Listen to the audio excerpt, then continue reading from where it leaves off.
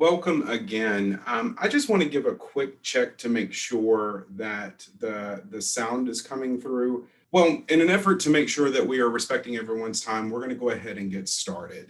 And I'd like to start tonight by just doing a few introductions. So to begin with, I want to welcome you to our webinar, which is How to Relax This Summer and Make It Last.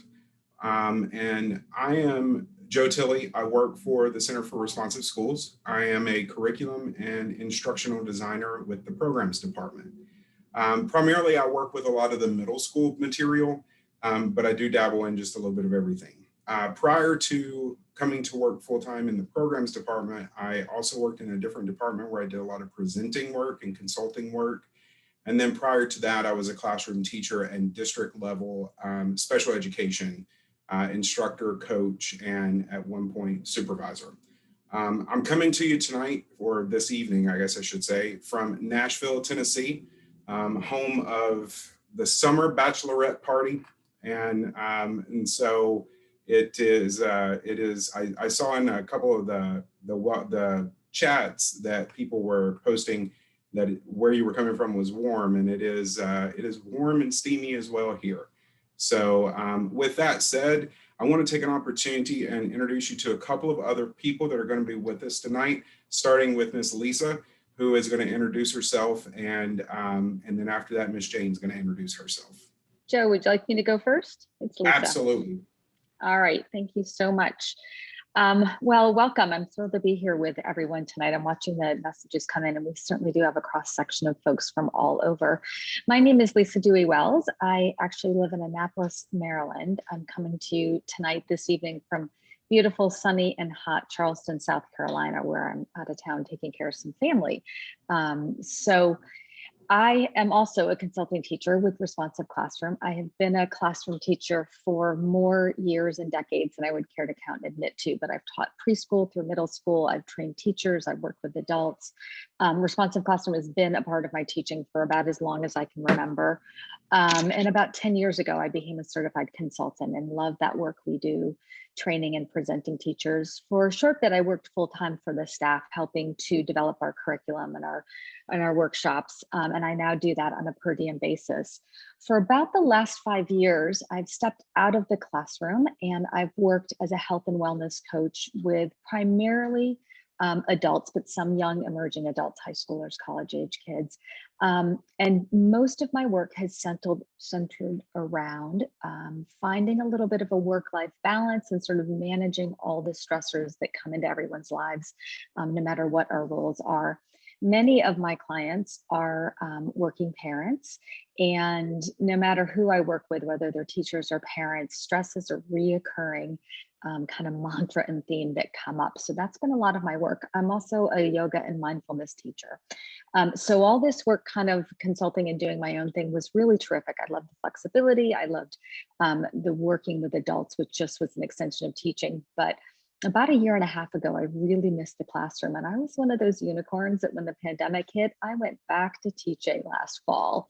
I had 4-year-olds online all day long. It was extremely challenging. And what that did for me, other than make me grow in ways I could never imagine, it made me really look at the stress put on teachers. And we know that that was sort of bubbling and overwhelming pre-pandemic, but looking at the role of self-care and taking care of the adults in our school communities.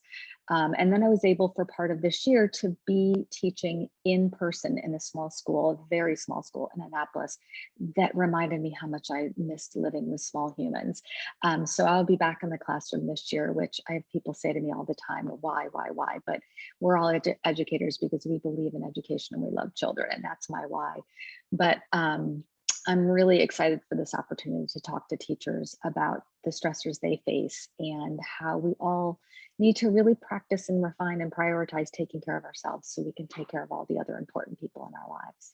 Thank you so much, Lisa. I want to now take a moment and let Jane introduce herself. Hi, welcome everyone. My name is Jane Kofi and I'm coming to you from Richmond, Virginia.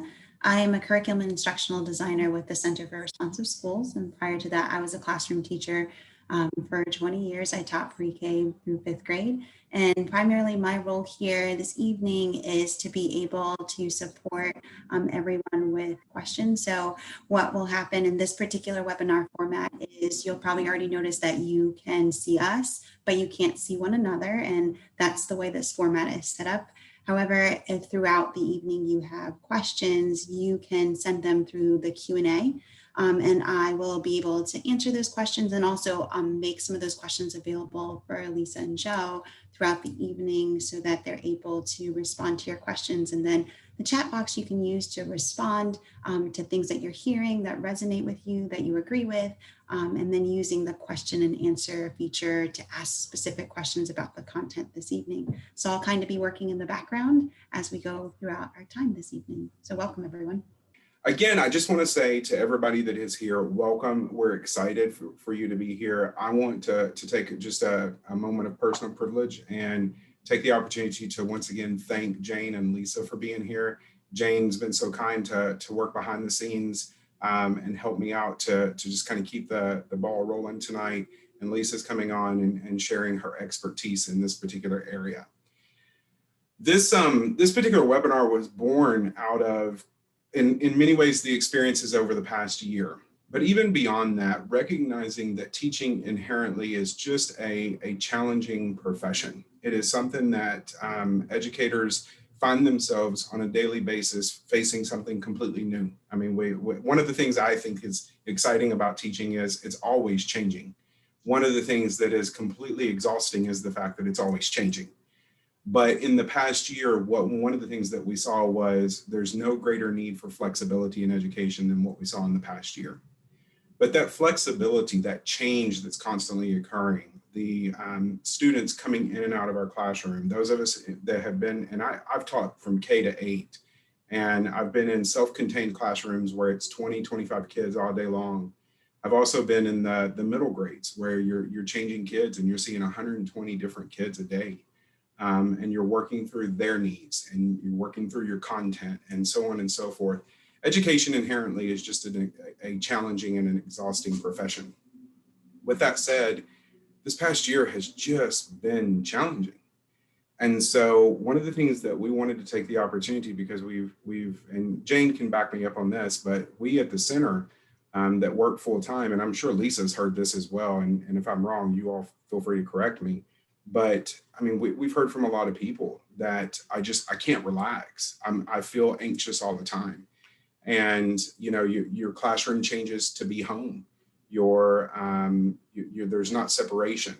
And we've heard from a lot of teachers that they needed some help. And so we thought we'd take an opportunity to provide some guidance about how to just take a moment this summer and relax, and how to keep that going throughout the year, how to sustain that, how to recharge yourself through the year.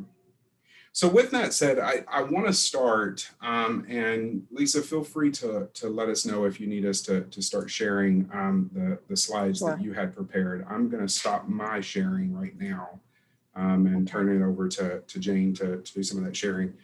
But I think we can start tonight just talking a little bit about why is it important for educators or just people in general, but in particular tonight, why is it important for educators to be able to take that moment and relax? Yeah, Joe, thanks. And Jane, I'll be good for a little bit without the slides. I'll give you a couple minutes heads up there as much as I can. Joe, I think you really hit the nail on the head. The constant demand to be flexible and adapt is what a lot of us really love about teaching, that energy, that vibrancy, but it can be draining. So I want to talk a little bit about stress and how we kind of define that and the role it plays before we get to the relaxation, because there actually is a lot of really good data that shows we have to move through that stress and that cycle, but to complete that, we've got to get to the relaxation so we're not kind of living in that stressful state that a lot of us tend to hover in for quite a while. So stress happens all the time. It calls us to adapt. That's actually its job. Stress is a draw on our body physically to have us change. And if you think about the scientific definition of stress, it's a force on a body, and that's just what it is to us. Any adaptation of any sort is stressful. So take a moment and think about your students in a transition. One of the things I hear when I coach teachers and when I present is transitions are so tricky for so many of us, right? As a yoga teacher, I say all the time, transitions are where we wobble, where we get stronger. So for those of you who have a yoga practice or know, when you're making a transition from a warrior two to a revolved warrior, or from standing to tree, most of us wobble, right? We're changing, we're moving things around. In our work and responsive classrooms, that's why we model transitions, what it looks like, sounds like, feels like to line up, because there's a lot of wobbling, because we're asking kids to adapt and change. And it's totally stressful, right? Like going outside to recess, coming back in, those are stressful because we're asking a whole body of people to change and adapt. Most of those people don't have fully developed frontal lobes and they're just learning self-control, right? So there's a lot going on there. When we have to adapt quickly or unexpectedly, that creates stress. And for the most part, it's temporary. You know, there's a lot of stress that happens and it doesn't always last. And that's a really hard thing to recognize and appreciate when we're going through stressful episodes or stressful periods, right? So I've worked with a lot of young adults, particularly in the last couple of years, who are just so overwhelmed with what's going on now. And when you're 16, 17, 18, 24, you probably haven't gone through a lot of really stressful things in life. Or if you have, you didn't have that full benefit of executive functioning, to have that perspective, to have that abstract thinking. So you tend to think like, oh, whatever's happening is catastrophic, or it's always going to be like this, because you don't have decades of experience like those of us, you know, north of 50 know that like we all have rough periods in life, right? That nothing stressful is going to stay that way. It could very well get worse, but for the most part, stressful periods seem to abate when we adjust to that adaptation, when we leverage and learn new skills, and we can kind of adapt to those and bring a new sense of stability there. That temporary stress kind of helps us learn. It forces us to learn and do new things and to be flexible, like Joe was talking about. Now, along with stress comes anxiety. And I want to say that when I talk about this, you know, I'm an educator, I'm a coach, I am not a mental health professional, I am not in the medical field at all. And I always talk with folks about kind of general information about anxiety and stress to build your awareness, but I by no means am offering professional advice here. And I'm a big proponent of seeking help and guidance for your mental health. And so one of the things I talked with Joe and Jane about when we were planning this is that I feel like if there was ever a question about the need to normalize mental health, it's been the last 17 months or whatever we've been in. Like probably a lot of us have experienced some real stress in our mental health. And if that happens to be you or someone you care about, I really encourage you to think about what supports you have to take care of your mental health. And so when I talk about anxiety here, I'm not talking about a clinical diagnosis. I'm talking about kind of the everyday anxiety that humans feel, or the episodic kind of piece of anxiety. It's a really normal and healthy emotion. Although most of us think anxiety in like one of those red circles with a line through it or an X comes to mind, right? Like nobody wants to feel anxious. I don't know many people that are like, yay, anxiety's coming on. I actually have one of my adult children has a couple of different, it has a lot of anxiety, but she has like a scale of hers. She calls it spicy anxiety when it's really, you know, pushing the limit. And then there's like the regular anxiety, like I have an exam this week. But anxiety helps us recognize when there are threats and when we need to protect ourselves. So like that ball rolls out into the street and you have this burst of energy and you hit the brakes really fast, right? Like that's good anxiety to have. And so one of the things I talk to people about is when you feel anxious, that's kind of your brain doing its job to protect you from something. It may bring out a whole host of uncomfortable feelings, but there's a message in that stress and anxiety. They're normal. Stress and anxiety are normal and they help us grow, like I mentioned. Breathing is one way that can calm anxiety, right? Deep breathing periodically throughout the day can help us change our response to stress. So I actually have two kind of different thoughts on this. And I've been in this situation myself. I've talked to lots of people who have diagnoses around anxiety or just kind of chronic episodic anxiety, that when you're in something super stressful and anxiety provoking, stopping the breathing and breathing deeply can actually produce more stress. Like I've been in there too, where I think, oh my gosh, I actually can't breathe more deeply now.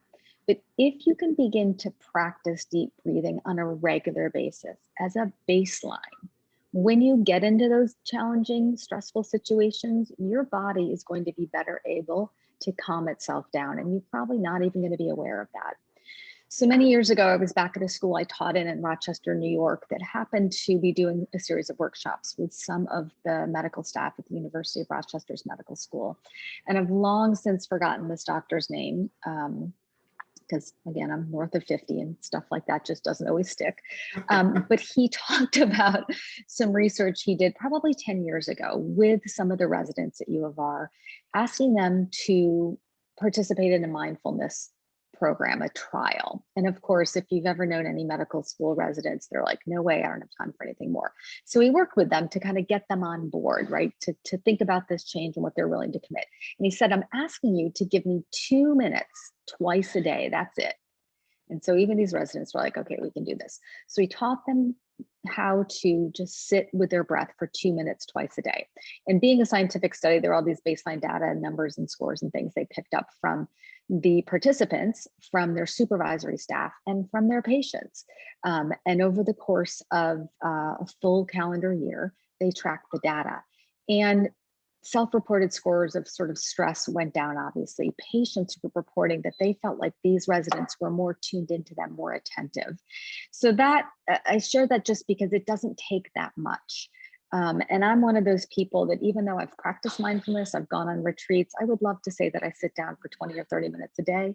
But the fact of the matter is I'm like a type AA, like our friend Katie Meehan says in the videos, and I'm busy and I'm totally distractible, but I sit no matter what for 5 minutes in the morning and generally about that long in the evening.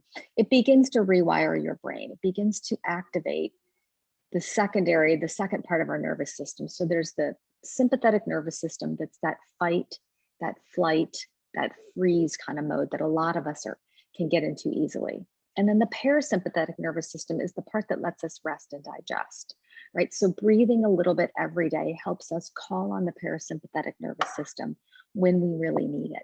So if you're a person that thinks, oh, I'm not going to stop and pause when I'm really stressed, like we're all with you. That's really hard to do. And just a little bit of the physical piece of that, so you understand, our lungs are covered with all these little nerve endings, right? That help us breathe, that help us expand when you can breathe really big and robustly. And when we get stressed, there is a muscular contraction. You've probably felt this in your neck, in your arms, in your shoulders, wherever, but our lungs actually physically tighten up when we get stressed.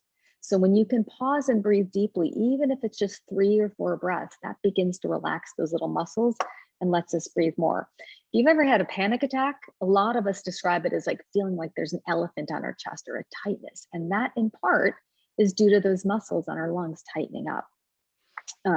Deep breaths can help calm those nerves on our lungs and help with our nervous system, right? So when we're worried about really big things like COVID, like maybe a family member being sick, like the prospect of financial insecurity, housing insecurity, job insecurity, those really big things hover, right? And those are big, important things to worry about. But it also can mean the smaller things make us more easily agitated, right? So my husband's a great example, and he knows I use this example, and I'm not really throwing him under the bus, but like, this is what we lived through. He's a Navy veteran, and like many Navy veterans came back with some PTSD that kind of went unrecognized, untreated for a long time. But one of the things they noticed that he also became the most irritable driver, like for seemingly no reason. He would just be cussing like a sailor, like a Navy guy, at like the most small infraction of drivers around our little town. And I'd be like, it's a big deal, right? Like, and that was it. It was those little things just really were aggravating. And I think a lot of us, I know for me in the classroom, there are days sometimes when I'm totally irritated by the smallest thing. And I know it's not my 3rd graders or my 4-year-olds or whoever I was with, right? And it gets under my skin, and just being able to recognize that. And then I notice that I'm getting tense, or that the pencil tapping is really getting under my skin. It's important for me to just stop and breathe. That's a big signal to me that like the big stuff in my life is happening, but not within the walls of my classroom or school. And that kind of focusing on the moment can help me do what I need to do with the people around me and not let those kind of little stressors build up on me. There's an example a lot of us use when we talk with kids, that lower level reptilian brain. That's where that fight, flight, or freeze drive comes from. And that's kind of downstairs in your brain. And upstairs are executive functioning, if you can imagine like an escalator up and down. And when we get really stuck and stressed, it's like that escalator stops working and we're living in that fight, flight, or freeze, right? So we're in that tense place. We might actually feel tense muscles in our body. We might have some GI disruption. We might have a headache, lots of physical symptoms. And those little stressors can disrupt us and kind of flip our lid and really block off any kind of rational common sense. So being aware of where you are with the big stressors can help you kind of tune into those little stressors and then maybe begin to think about what you can control, right? There's a lot out of our control there, and our brains are super complicated that they're always kind of processing lots of different things. And so just being aware of the bigger stresses and giving yourself some tools to use when you're feeling those bigger stresses and kind of coming at it from a place of both curiosity and compassion so that you're not kind of faulting yourself or others, or, you know, that old lady driving that fails to put her turn signal on that would send my husband ranting. So Jane, if you want to pop those slides up, I think I'm going to talk about a technique we can use if you're practicing that breathing a couple times a day. When something stressful comes up, you can try on your own.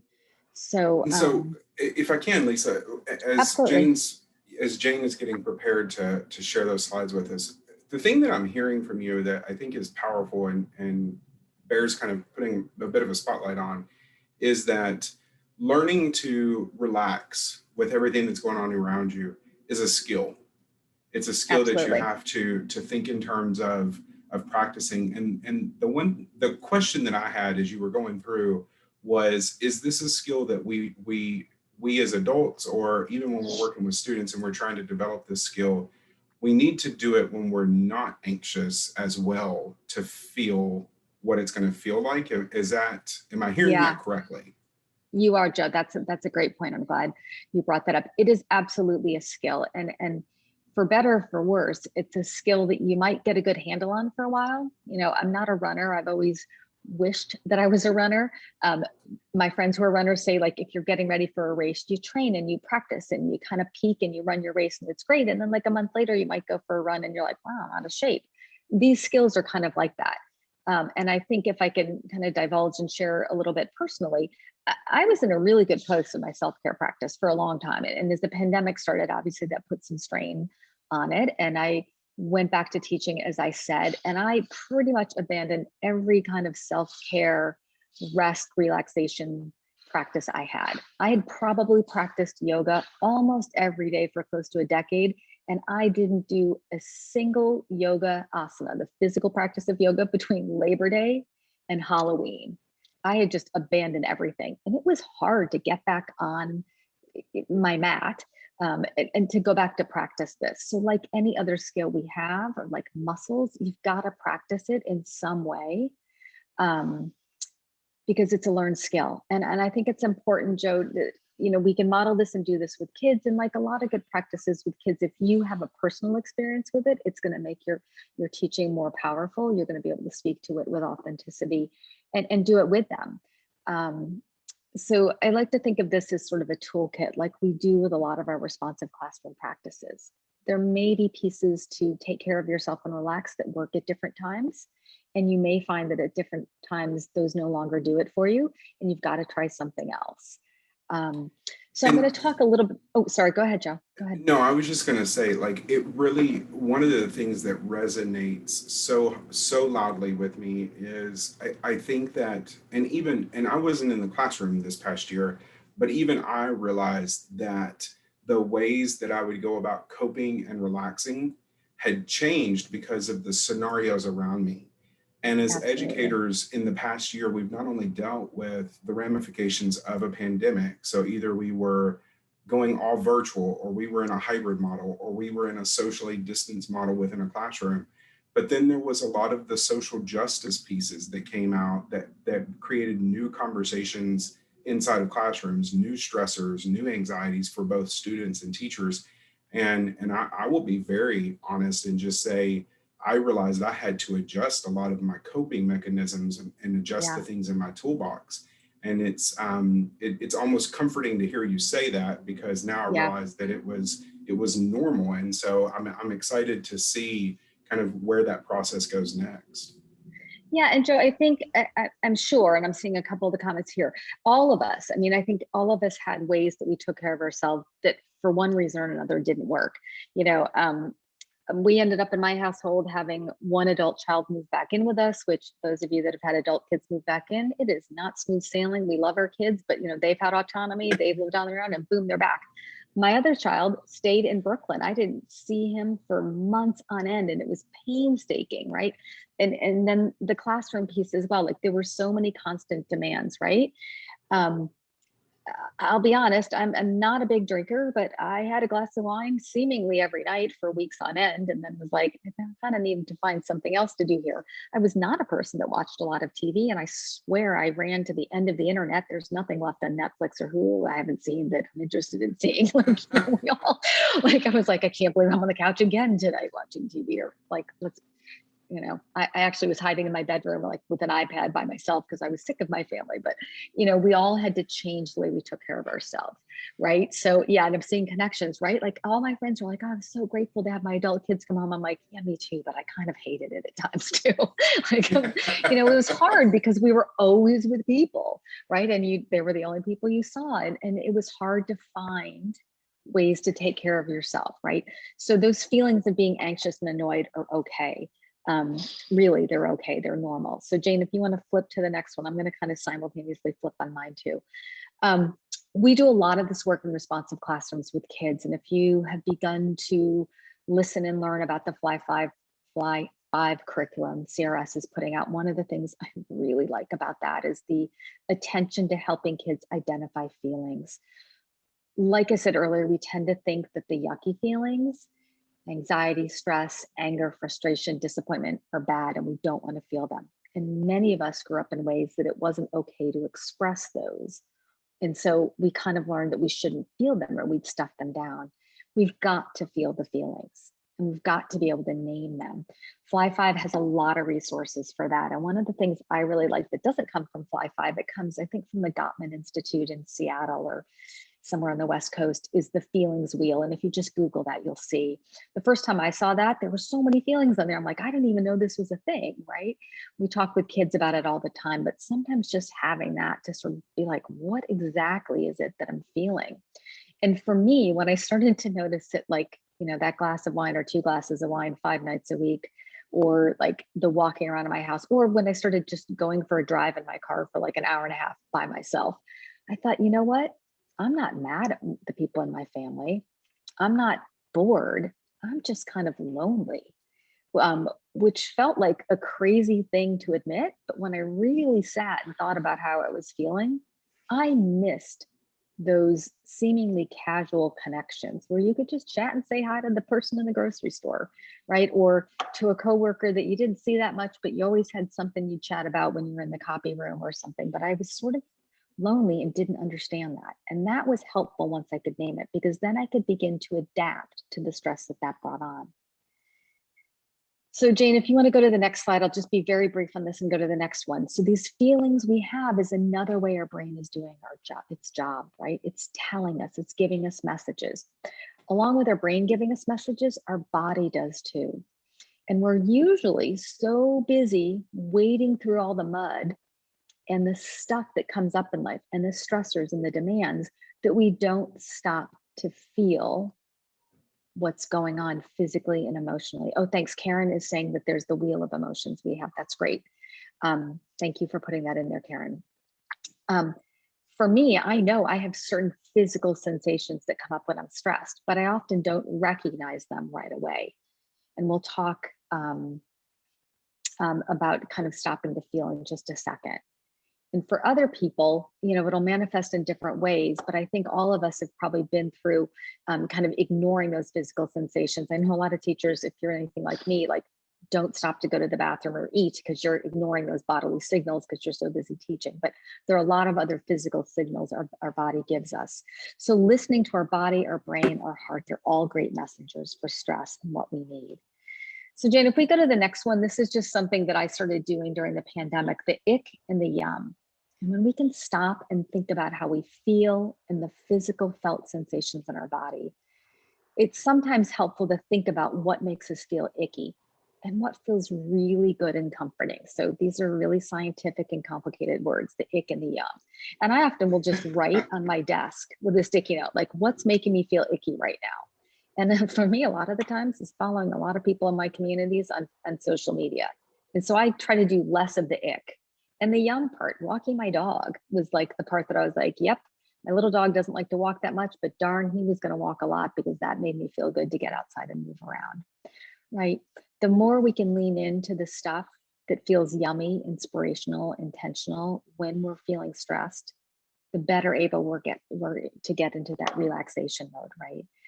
And that can feel like a lot of different things. Like Joe was saying, we have to be able to adapt. So being flexible to think about what feels good and just stopping to notice when you try something new. Jane, let's go to the next slide for just a second.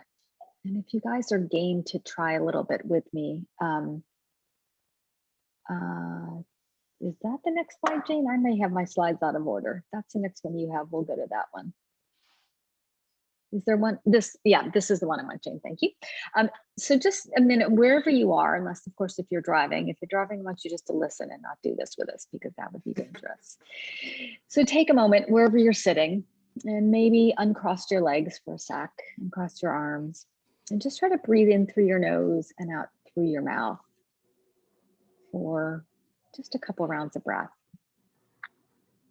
Don't worry about what's on the slide. I'll talk you through what's here. Right, and as you do that, for the next 3 or 4 rounds of breath, count as you inhale at whatever pace works for you. And then count how long that exhalation takes for you. And do that maybe a couple times to get a baseline.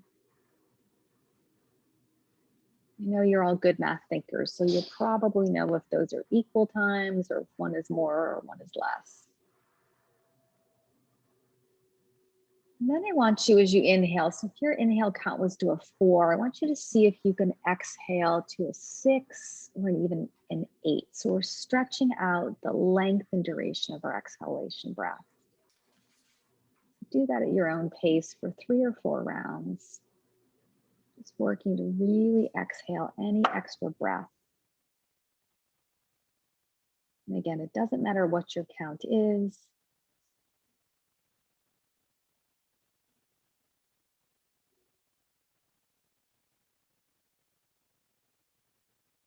And then you can just let your body go back to breathing whatever pace it naturally drops into.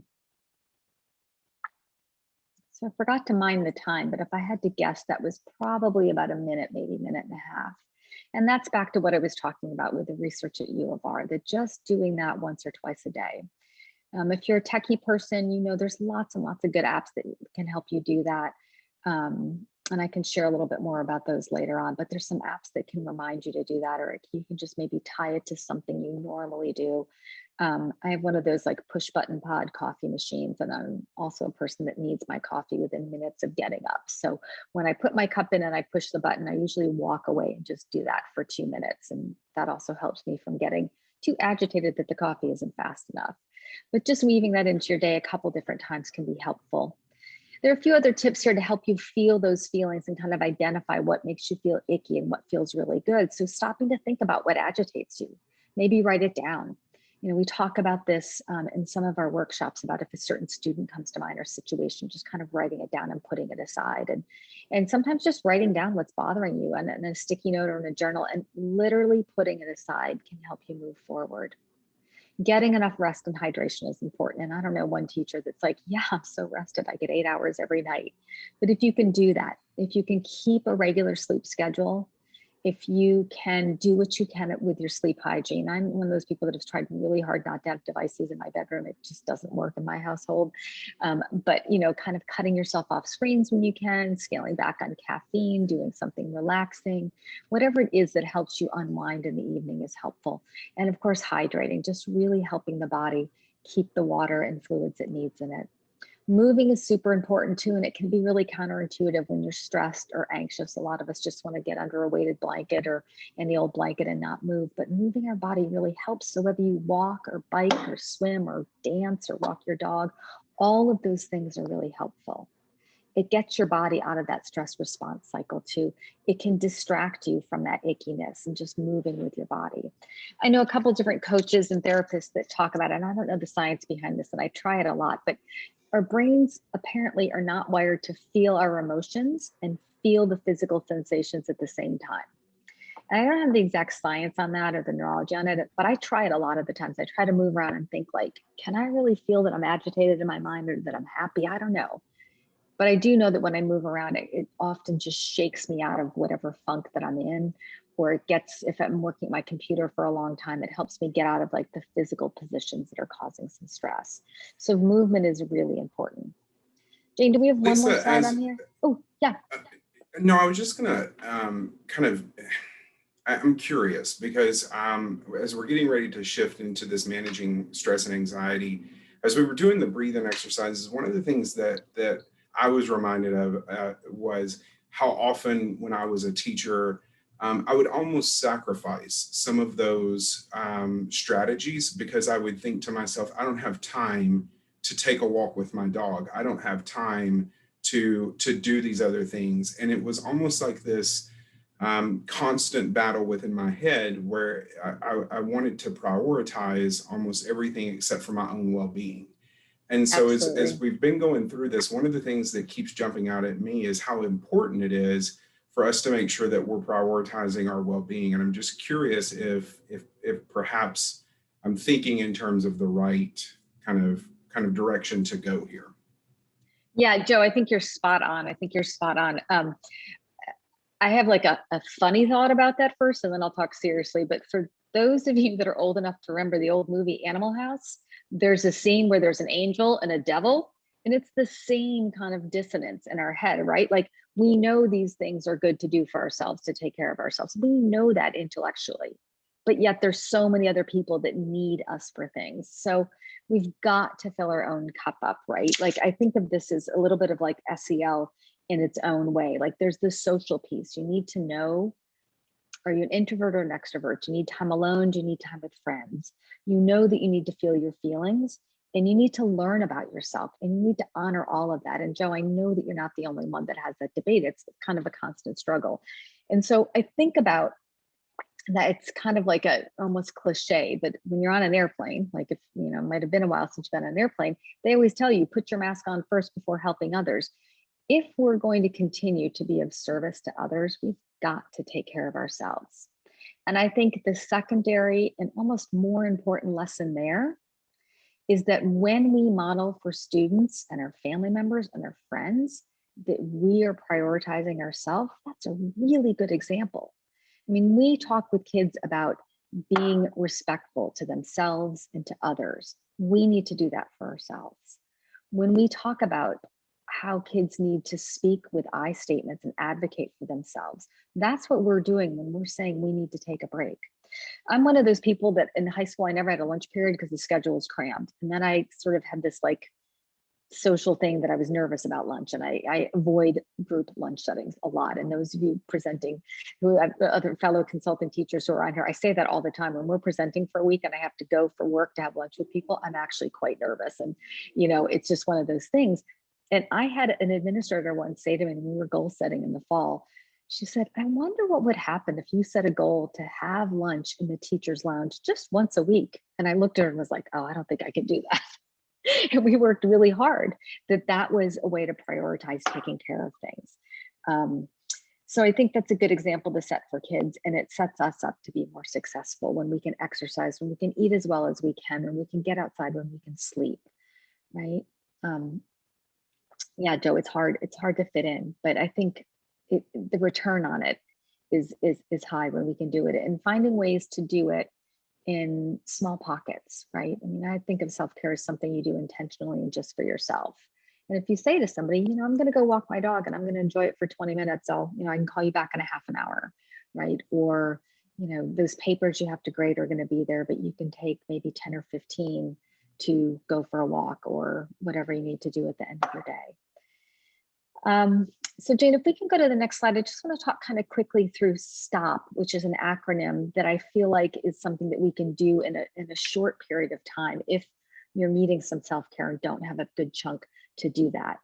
This involves thinking about what you need in the moment, what others really need from you, right? Because lots of times we think other people need us to do things that maybe they don't. Maybe things could be delegated or declined or just put on hold for a minute. What feels good to you?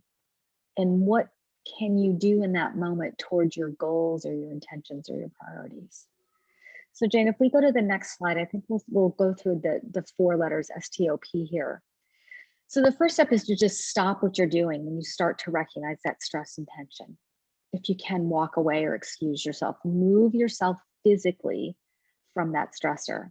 And this is hard. I've done this in the middle of difficult conversations where I've just said, I need a moment. I need to just kind of step away for a moment. And I've had people push back and say, no, you can't.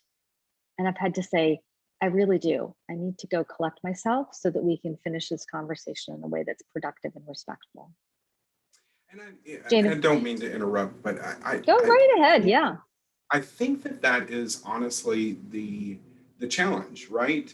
Is because we are ingrained. I mean, we have such a high responsibility to make sure that we are managing our classrooms no matter what is going on.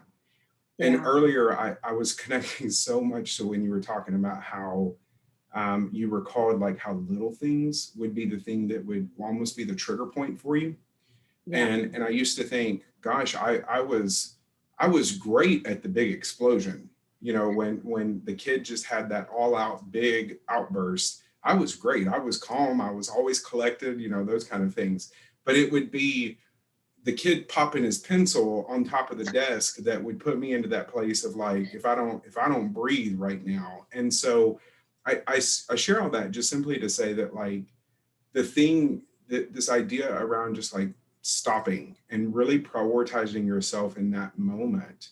How do we do that in a place of having students to make sure that we're taking care of whether or not it's in person or it's virtually?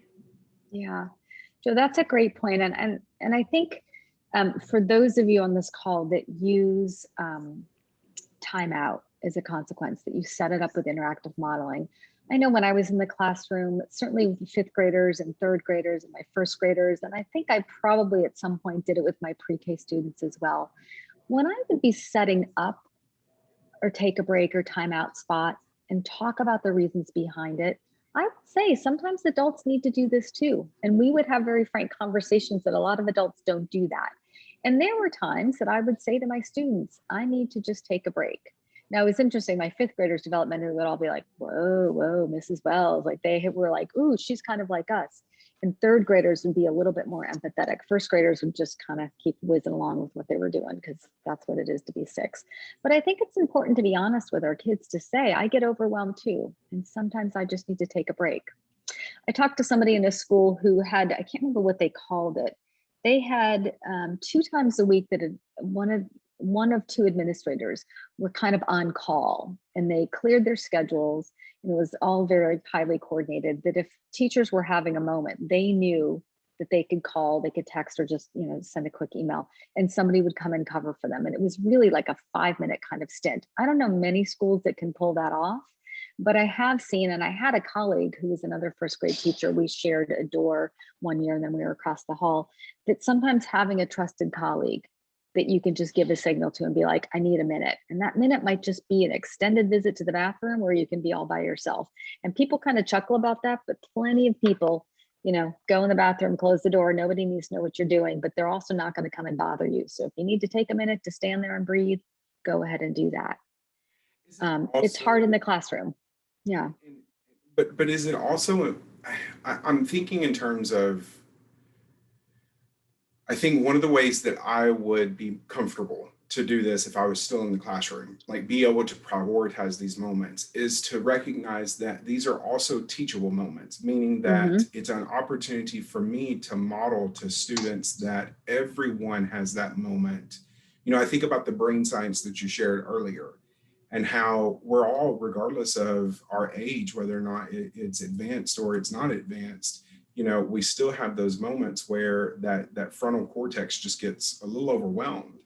And to model to students to take that opportunity when you're feeling that, to just pause for a moment and breathe. Yeah. I wonder how positive of an impact that could make on students. And so I was just thinking that would be one of the ways that I think I could be comfortable taking that moment. But also, as you were talking about, being very transparent with students. Yeah. You know, maybe and just saying to them, hey, I just need a moment. Yeah. My experience is that often kids will do it along with you, particularly if you've taken some time to model just deep breathing and what that means to students. But I can think of a particular fifth grade class that when I did that, several of them would stop and do the same thing. And there were a couple, being 10 or 11, who would sort of do it in a way that might have teetered on being funny and attention seeking, but it didn't matter because most of the people, you know, just kind of went along with it and knew. And so that's what the T is, the take a few deep breaths, closing your eyes if you can, sit for as long as you can, just breathing. And again, if you can only grab a minute or two, it's still going to have the beginnings of that effect on your nervous system. And then the O step in this is observe your thoughts, which is a little bit trickier if you have kind of like the speed date version of this, that you don't have a lot of time. But if you've got a few minutes to do this, just sort of observe what you're thinking about, what your feelings and emotions might be, where you're feeling it in your body. And know that, like stress, our thoughts aren't permanent. Our thoughts are not even always true, right? Feelings are not always facts, right? We like to believe our feelings are the truth, but they're not always the truth and the facts, right? They're good messengers, right? But they're not always the truth. Naming our emotions, like we talked about earlier with that wheel of feelings, can help calm your brain because you're thinking intellectually about that. And so there's less processing of those overwhelming emotions. Moving your body also can help, right? A lot of times I've heard so many people, whether they're runners or bikers or swimmers, like that's when they process a lot of this stuff, right? I think I remember lots of people I've heard tell stories. I was thinking, I just heard something Jill Biden said too, that when she had teenage daughters running around, that's when she started running, was to like process the stress that came for her being a working mom of young adults. The other piece that can be helpful is just looking around and naming what you see, because again, that puts your brain out of the feelings into the thinking. So blue wall, light fixture, trees blowing in the wind. And the last piece is P, proceed with something that will support you, right? You might have to walk back into the classroom, but you can walk back in there knowing that you paused to take care of yourself, that whatever feelings you were feeling are temporary. You might have to go back and do some cleanup or do some more work on that or circle up with some things, but you took the time to take care of yourself, right? Other things, if you have the time, maybe it's time, if it's a weekend or if it's an evening, maybe it's time just throw in the towel. Say, I'm not going to work tonight. I'm going to go to bed earlier. I'm going to get another hour of sleep. Or eat a really good meal to nourish yourself, right? Find somebody to talk to. And I think this last part is really important, is to suspend as much judgment as you can and to be curious, because all of us have stress. And as teachers, we're pretty hard on ourselves, right? Educators have really high expectations and even higher demands. Know that the stress you're experiencing is normal, and sort of be curious about what's behind it, how you can manage it, and know that, you know, it's no shortcoming of you that you're feeling stressed. There are a lot of things within our control and even more that are outside of our control. So Jane, I think that's the end. And Joe, yeah, I wanted to just pause for a sec, see if we have questions, see. Yeah, so I was just going to say, like, I think that in the interest of, we've got about 10 minutes left, and I do want to make sure that we provide attendees an opportunity. And I know we've got at least one question that has already been posed, but I just wanted to give you an opportunity, Lisa, if there's any, you know, those key takeaways or anything like that that you wanted to share before we opened it up for questions. Yeah, Joe, I think the big thing is the impact pausing to take care of ourselves has for ourselves and those around us, namely children, that's a really important life skill. And that I didn't really get to talk about the stress cycle, but there are two women that wrote a book called, I think it's Breaking the Burnout Cycle. I can put this in the chat a little bit later, but they talk about the stress cycle and that part of working through the stressors and the reaction and the wear and tear it has on our organs, is that we have to relax to sort of process it. That if we're living in a state of chronic stress, and we didn't even talk about the neurology, that begins to drain our bodies, our adrenal systems, our hormones, whether you can't eat or you eat too much, you're not sleeping, you're sleeping too much, it puts a physical drain on our bodies, and our bodies can't sustain it. So we've got to find ways to rest and relax, even if it's just for a few moments, and that lets our brains calm down. Part of that breaking the cycle includes things like mindful breathing, moving our body, creating something. I know lots of people that took up puzzles or painting or some sort of artistic creation or music. Crying. A lot of us are conditioned not to let anybody see us cry, but that's a really great way to complete the stress cycle. Laughing does the same thing. Showing affection, right? And so this time where we couldn't touch other people, like maybe hugging the folks around you, but even things like putting your hand on your heart just to feel that heartbeat and that touch that you give yourself. And social connection. Those are all ways to kind of wrap up the stress cycle and reset. Those are, thank you, Lisa.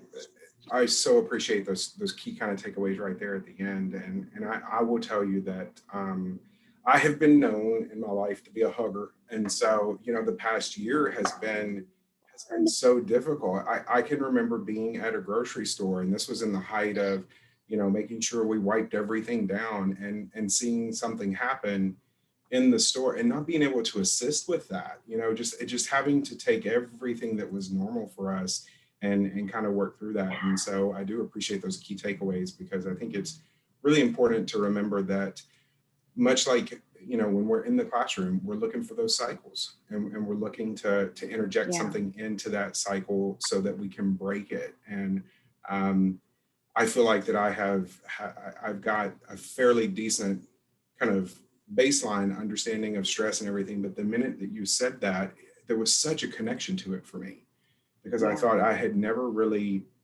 thought about how stress is just a cycle. And unless you put something else in it, that cycle is just going to continue. It doesn't matter if you sleep or you don't sleep. And so what a key takeaway from me.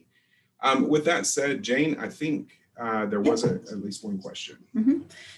So this is probably a question that maybe other administrators also have. And so I'm just going to read the question that this principal posed, which is, so as a building principal, I want to make sure that I'm supporting my staff. So prior to the pandemic, self-care was something our staff spoke about, talked about our sacred boundaries. One of my big questions is how to keep encouraging staff to practice self-care. I felt like after a while, my encouraging emails, memes, staff meetings of self-care, focus, etc., were falling flat. Zoom faces showed exhaustion. So when is it too much? I sometimes felt like I was asking them to do one more thing, even if it's for them. So I'm sure that's something that other people are wondering too.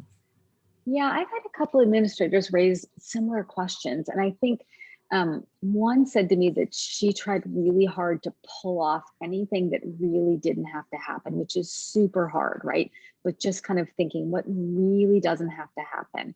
At one school I know of, since the aftercare program wasn't happening, the administrator there was able, and I'm probably not, I don't have all the pieces here, but the aftercare staff, to keep them employed and to keep them helpful, they would just kind of circulate. And on the doors, there was this little sign that said, I need help or I don't.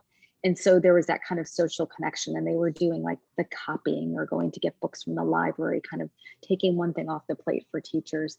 I think the other piece is to really honor that. And if somebody says, I need to take a personal day, to, like, no flack. Like, I've had administrators say they ask why, which we all know you can't do, but like they do it from a place of compassion. Like, we owe nobody an explanation if we're taking a day, right? And I think any ways that you can to just connect, like Joe said, we miss the hugs, and it's kind of hard to see facial expressions behind a mask, but taking a moment to really stop and listen. When I was working in the school in person, there were some kind of big pieces of information that came by, and the head of the school, again, it was a fairly small school, came to talk to each teacher one-on-one. This was something that very easily could have gone in an email or on a Zoom call, but she came, and like over our masks, we had eye contact, and she said, this is what's going to happen. And do you have any questions? And those little things go a long way, connecting person to person. Yeah, and I'll just add to that. I think it's such a valid question, and I don't think that there's any type of easy answer to it, because I think we're all feeling our way through this. And I will also say that I think sometimes the acknowledgement that things are different, or that things are challenging, or for me, I'll share a personal connection to this. Just recently, I received an email, and it was on a Friday, and it was from somebody that was in a position above me. And the email concluded by saying, "I want you to know I appreciate you. And this weekend, I want you to do something for you." And there was this weird moment of almost peace that came with, "Hey, I can have a moment where I relax this weekend." And so Yeah. I think finding different ways to communicate that could be potentially positive. But I do think that this boy, I connected with the comment about, it feels almost like I'm asking them to do something else. And I think that that's such a valid concern. And I think that just being honest about it, saying, "Hey, I want you to take care of yourself because I do appreciate you, and I want you to make sure you're doing for you." And hopefully that will break through. Joe, Wow, what something a you powerful said, moment. I heard a writer friend had said this to me, and I thought, oh wow, like that teacher language. When we talk about changing teacher language, it feels kind of artificial at first. I have a writer friend who says, "I appreciate you," and it made me think how different that statement is from "I appreciate that." I am a person that will often say, "Hey, I appreciate that." But when we change that one word to "I appreciate you," for me, that's really powerful. And I say that to people, and boy, it felt kind of weird as the speaker saying that in the beginning. But what I really meant by saying "I appreciate that" is I appreciated the person. And I think even those small little nuances in our language go a long way. Just like saying, "I want you to do something for you this weekend." That goes a long way. I think it's such an important thing to hear, especially when we're not in a position to be able to give somebody a hug, and we're having to. I will tell you that the thing that I think I have struggled, and I haven't even been in the classroom, and the thing that I have struggled the most with is thinking about all those kids that walk in the school doors needing that contact, needing that, they're expecting it. And I just thought, boy, that would be so challenging for me. I used to do I used to do morning car duty, and it was my most favorite thing, because it was everything from kindergartners through fourth graders, and they would jump out of that car, and the first thing they would do is come over, and they would want to give you that hug. And I'm sitting here, and it's it's kids that I don't even work with. It's kids that I'm never in a classroom with. But I think about those types of things, and how this idea around how do I sustain that piece of, you've got to take care of yourself without it feeling like it is that other thing to do. And so I think it's worthy of, and I wonder about the the value in almost asking, if you had the possibility to ask even your staff, like, what do you need? What are those things that I can provide? And there may be some things that because we're all finding that different way of connecting to our students and to our faculty and colleagues as well. Yeah. Jane, I think I So saw a hand raised. Did you see that? Yeah, I but I didn't think catch they it. put it down. So I Okay, wasn't gonna, okay. yeah. Yeah. So Yeah. we are right at 5 o'clock, and I do want to honor people's time. Before we conclude, I want to take a moment, again, personal privilege, and just tell you how appreciative I am of both Jane and Lisa for the expertise that you've shown tonight. And I know I have learned so much, and I'm so grateful for you being willing to share your knowledge and your expertise. With that, I'll ask if there's any closing thoughts from either of you. Nope, I just want to say thank you. And I'm really not a fan of the word journey, but it kind of is like life changes, and we just need to keep kind of figuring out what we need at the time and kind of go easy. And I think, it's been a rough year and a half. I don't even know, I'm not counting anymore, but to kind of go easy on yourself. The pace of things will pick up again when school starts. And I think trying to get into some of these habits now will set things up, for Absolutely. some better luck in the fall. Yeah, and again, I want to say thank you. I want to say thank you to all the attendees, and just know that it's a skill, and you have to build it. And this summer is a prime opportunity for us to get in touch with that inner self and learn those types of things. I do want to just take a brief moment and give a shout out to, I know that Fly 5, our curriculum on Fly 5, is doing a lot of work around this. So if you're looking for a potential resource for your school, that's something that I would encourage you to take a look at. And then if you're, Lisa was talking about like teacher language and things like that. And these are all things I think that do help with stress in the classroom, that do help with that recharging. And so we do have some one-day workshops as well as our 4-day workshops, and a plethora of resources on our website. So take a look at all of those things. I wish you all a fantastic summer. We all earned it. Enjoy it. Take some relaxing. If it's the beach, go to the beach. If it's the woods, go to the woods. And if it's Netflix and chill, crank up the air conditioner and enjoy it. With that said, I hope everybody has a fantastic and safe evening. And thank you for joining us, and good night.